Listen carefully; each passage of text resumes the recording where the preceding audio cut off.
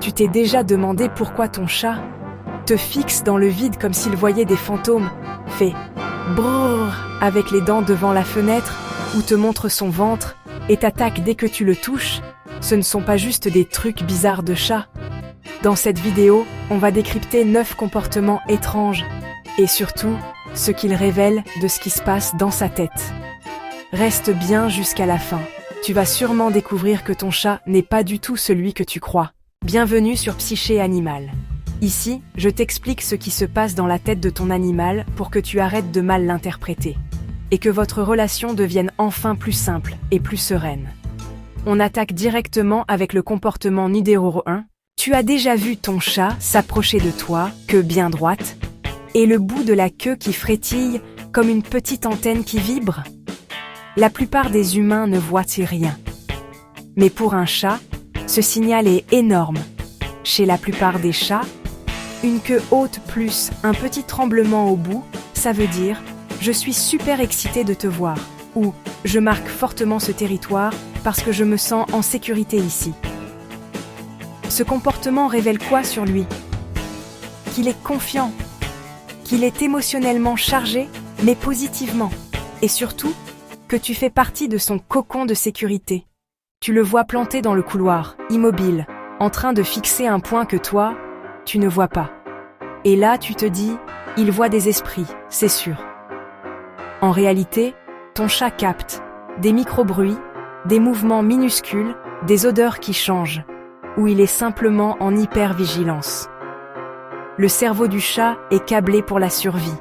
Ce mode sentinelle montre que son radar est constamment allumé.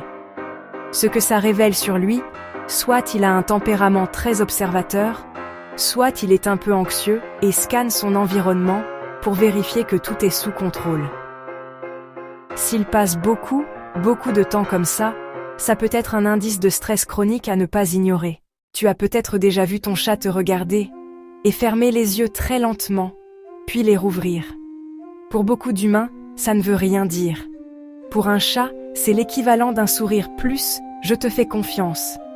Dans le langage félin, garder les yeux grands ouverts, c'est de la vigilance. Les fermer volontairement devant quelqu'un, c'est accepter d'être vulnérable quelques secondes. Ce que ça révèle sur lui, qu'il se sent en sécurité à tes côtés, qu'il ne te perçoit pas comme une menace. Et tu peux lui répondre en faisant la même chose. Un regard doux, clignement lent. C'est un petit « je t'aime » dans sa langue à lui. Ton chat monte sur toi et commence à te pétrir comme une pâte à pizza, avec parfois les griffes qui sortent. Ce comportement vient de la petite enfance.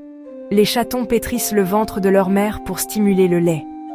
Chez l'adulte, ça veut dire quoi?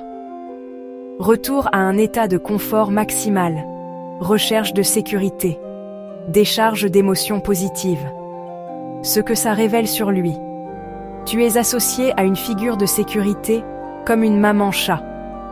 Il est suffisamment détendu pour régresser un peu, ce qui est un très bon signe pour votre lien. Tu l'as déjà entendu faire ce petit bruit bizarre, comme un claquement de dents, en regardant des oiseaux ou des insectes par la fenêtre? C'est ce qu'on appelle le chattering.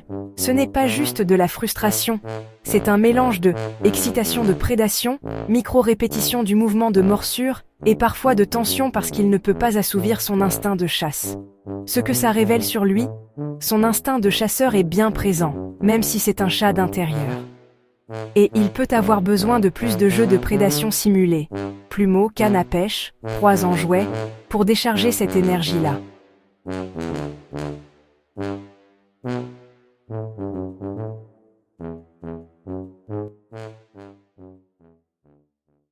Tu le vois sur le dos, ventre bien exposé, tu te dis « Oh, il veut un câlin ». Tu tends la main, et c'est le piège, morsure, griffe, combo complet.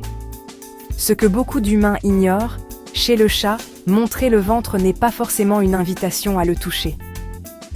Le ventre, c'est la zone la plus vulnérable, organes vitaux, zéro protection osseuse.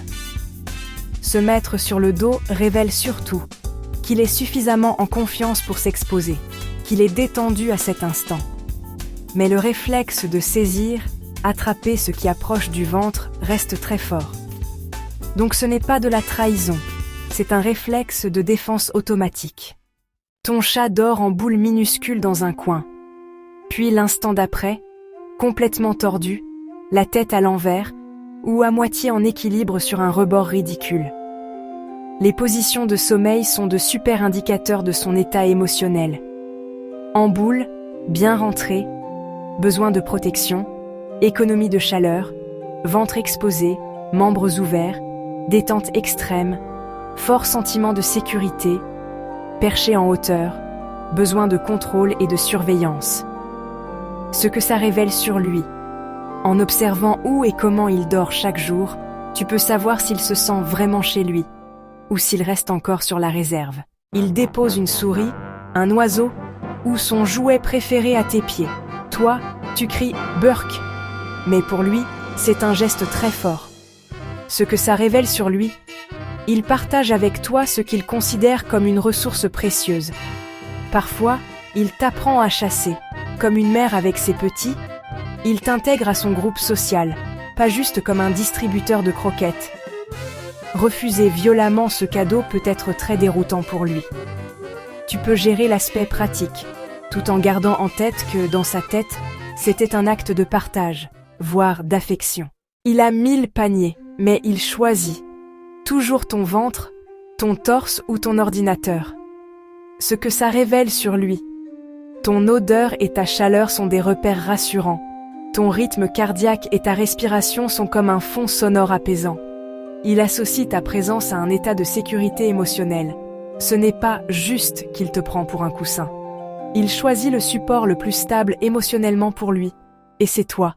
Tous ces comportements qui te semblaient juste bizarres sont en réalité des messages très précis sur son niveau de confiance, son stress et la qualité de votre lien. En comprenant sa psycho, tu passes de « il est chelou » à « ok, je vois ce qu'il ressent et ce dont il a besoin ».